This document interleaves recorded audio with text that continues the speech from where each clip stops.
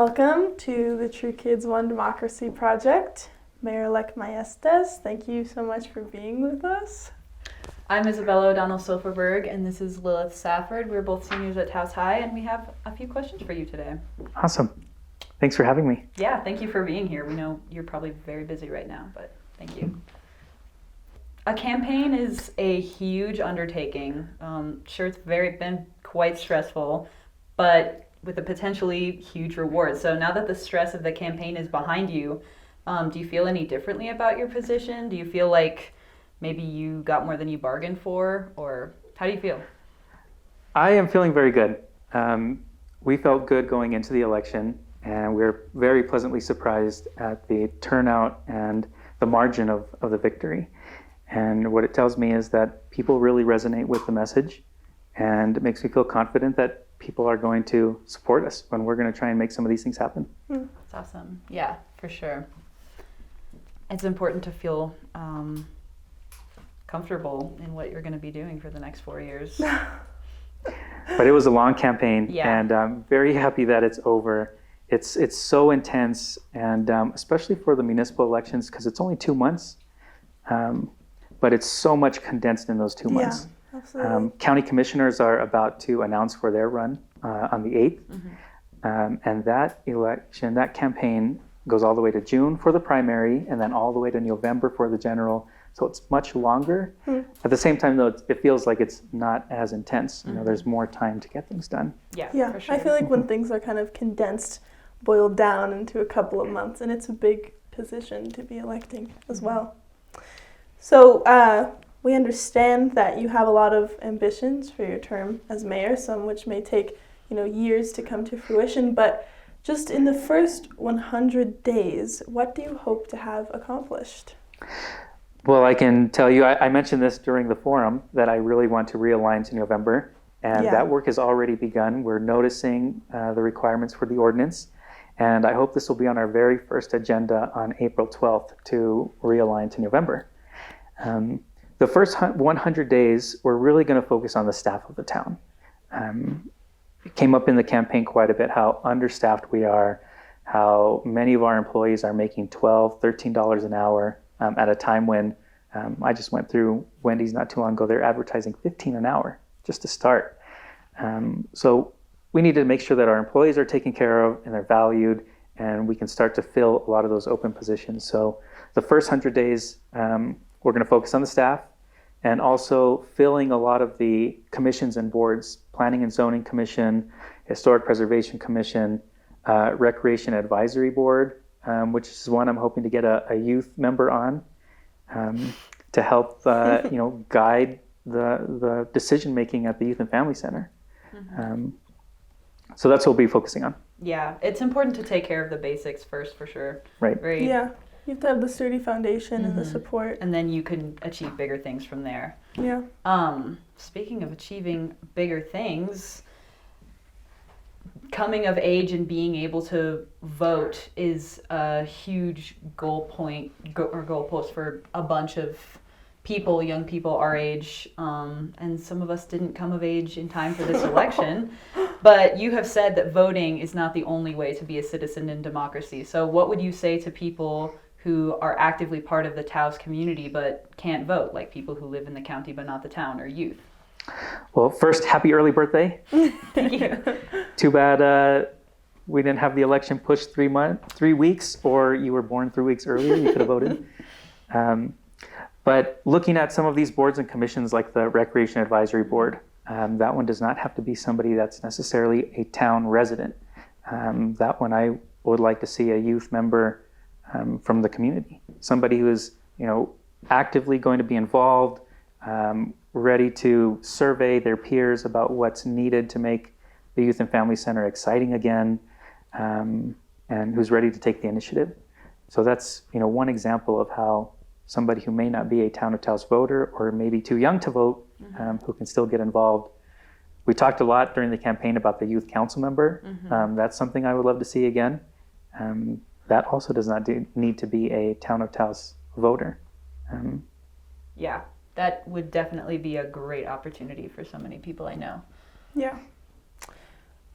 Speaking of youth being involved, I know you've stated that youth voice is very important. So what are just a couple of things that you would do to amplify youth voice in the community and decision makings? I know we've talked a bit about it, but Really reaching out. You guys have student council? Yeah, we do.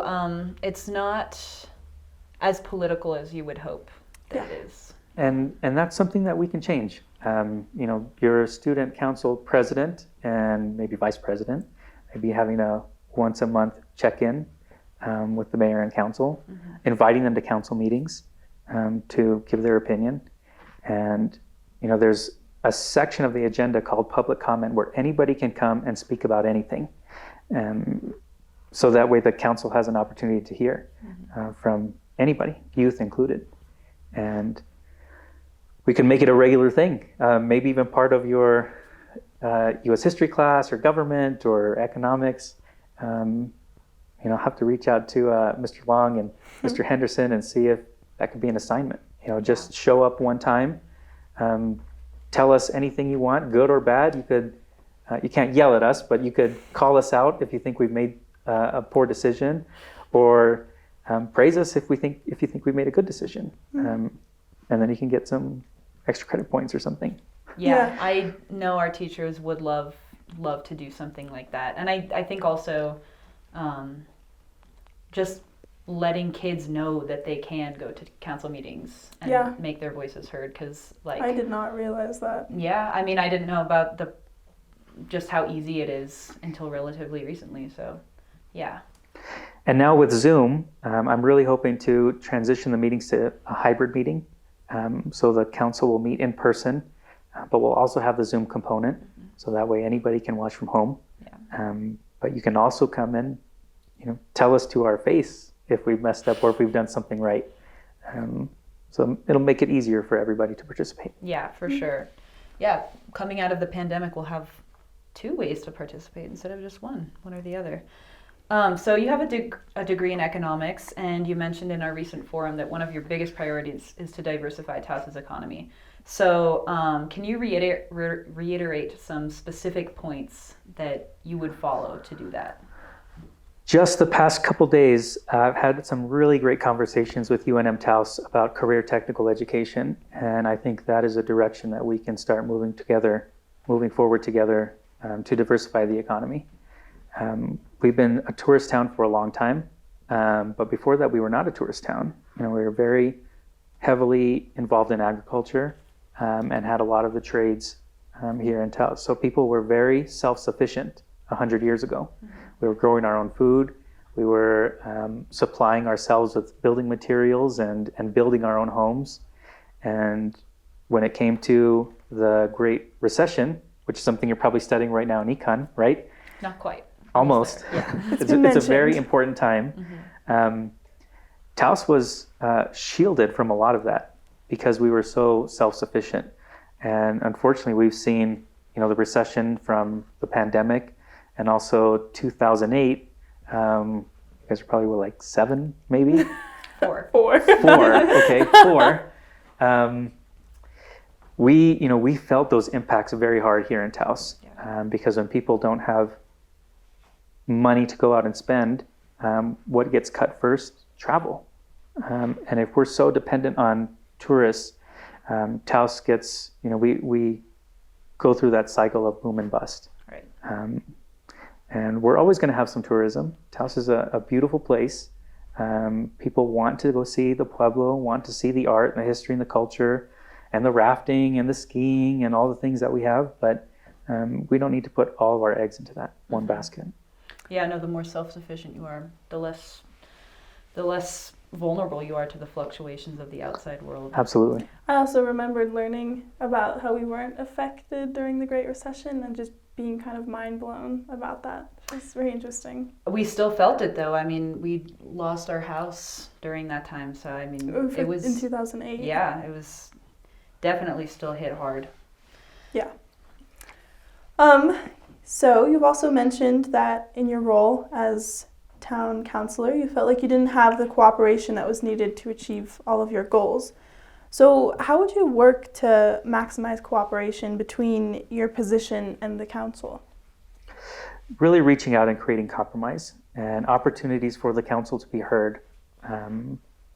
You're right, during my 4 years, I felt like there were times where I wasn't being heard, and I even offered compromise and was turned down.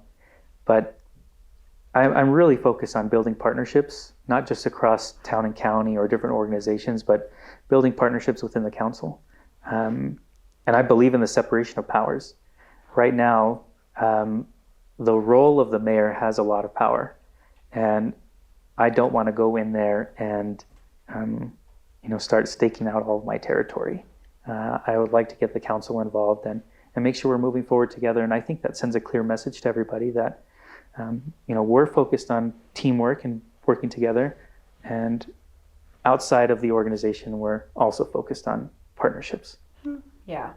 And just kind of hopping back to the question before, a lot of people, another economics question. A lot of people are concerned that raising the minimum wage will hurt small businesses. Can you explain why having a $15 an hour minimum wage, either for people who work in the town or anywhere else, is doable or isn't doable? I would say right now the minimum wage is $15 an hour, even without a government floor. I'd mentioned Wendy's 15, McDonald's I think is 14. I can't imagine anybody being able to hire anybody right now offering anything less than that, which is why we're struggling so hard at the town, offering $12.73 an hour. I think if we wanted to raise it higher, we could look at some of the other communities. For example, Seattle had this really great program. Again, when they were talking about raising the minimum wage, the same argument was being heard. It's going to hurt small business. It's going to destroy the local economy. What they did is they raised the minimum wage incrementally and started with very big employers. So if they had a very big corporate company, they saw the minimum wage increase first. And what small businesses, I think, fail to recognize sometimes is that their customers are people who make wages, and if they don't have a lot of money, then they don't have a lot of money to spend. So even though a business might have more expenses, they also have a chance of getting more money because everybody else also has more money to spend. One more question that I just have for you. Something that you mentioned during the forum was healing generational trauma and being stuck in cycles of poverty. So do you have some ideas for steps to take towards healing those traumas? I do. These traumas are so personal. The best thing we can do is reach out to other people who are different than us and develop friendships and also have difficult conversations. I participated in a group, must have been about 5 years ago, through the Healing and Reconciliation Institute. I sat down with a group of about 8 people. This went on for about 5 or 6 weeks, and it was a very intimate group. We shared, and we made an agreement not to tell anybody about what went on in the group, but I can share that our stories were so personal, and there's a recognition that not everybody has it very easy.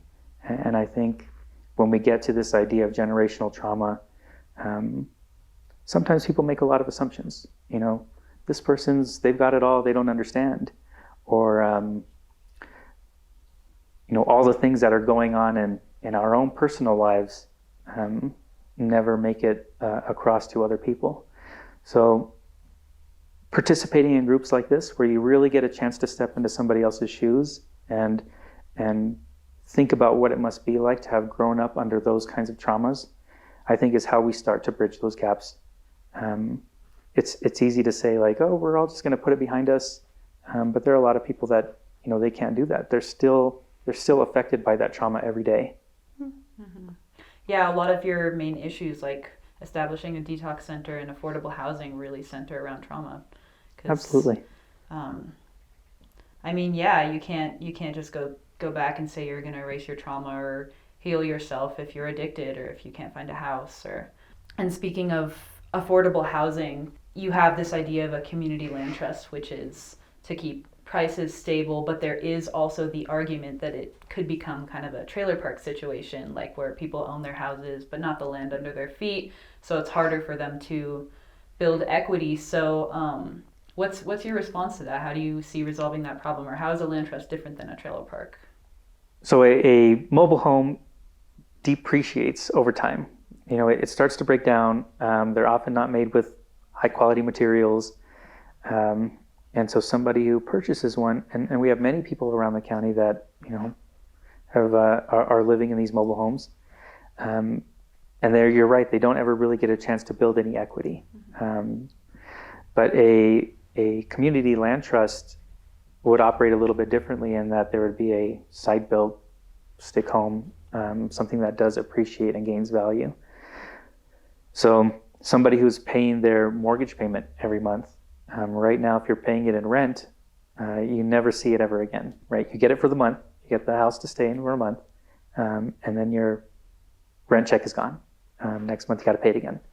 But on a community land trust, if you own the home and it's a home that retains its value, every time you're paying your mortgage payment, some of that goes into the equity of the home, and that is yours. Mm-hmm. So when you're ready to buy a home on the market where you outright own the land and everything, you have a nice little nest egg built in that home that even though you don't own the land, you own the home and you can sell it to the next person. So it really creates this cycle of starter homes. So as a young person, you could qualify for a mortgage that may not be so much, especially if the land isn't part of the deal. You're just paying for the home. And in 5 or 10 years, you can take all of that equity that you built, which by then could be $20,000, $25,000, and then you've got a nice little chunk to put a down payment on your permanent home. Yeah, that makes a lot of sense. Yeah. It's exciting. Just as a final question, you're only 34, which is considered young for your role. So what's something that you would just like to say to the youth of Taos as someone who is also not necessarily a youth, but young? That age is just a number. And if you're very passionate about something, especially young people today, can really change the world. And for our generations, millennials and Gen Z like you guys, we're going to have a lot of problems to deal with. And we've got to team up and figure out how to solve climate change and war and poverty and generational trauma and all of these things that make us feel like we're coming to a place where the world may not be able to sustain us for very long. So we've got a lot of things to do. And us younger millennials are going to need a lot of your help because our generations are going to see all of the effects of climate change within our lifetime. Mm-hmm. And it's, we need to make a better place for our kids and for the next generations. Well, we are here and ready to help. And so grateful that you had time to come talk with us today. Looking forward to it. And I hope we can do this a few more times before you graduate and move on. Hopefully UNM Taos or UNM Albuquerque. UNM Albuquerque, and then come back, because that's what we really need. Is we need our young people to come back, and help rebuild this town. Mm-hmm. Absolutely. Thank you so much. Thank you for your time.